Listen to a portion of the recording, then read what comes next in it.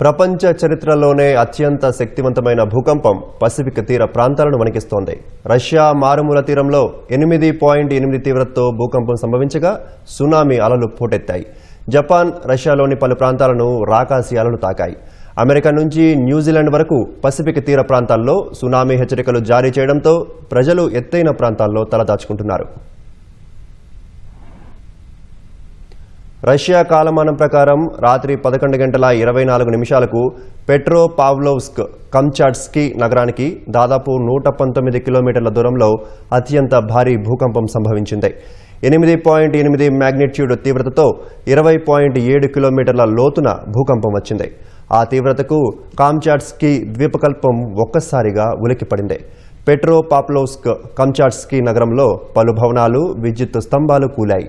కార్లు పార్కింగ్ స్థలం నుంచి దూరంగా జరిగాయి. విద్యుత్ సరఫరా, కమ్యూనికేషన్ సేవలు నిలిచిపోయాయి. భూమి ఊగడంతో ప్రజలు ఇళ్ల నుంచి బయటకు పరుగులు తీశారు. శక్తివంతమైన భూకంపం తీవ్రతకు సునామీ పోటెత్తింది.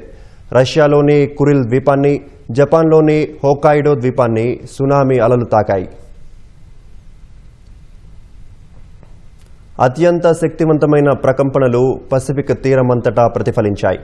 ఈ దెబ్బకు అమెరికాలోని అలాస్కా, హవాయి, ఒరెగాన్, వాషింగ్టన్, కాలిఫోర్నియాలో సునామీ హెచ్చరికలు జారీ చేశారు.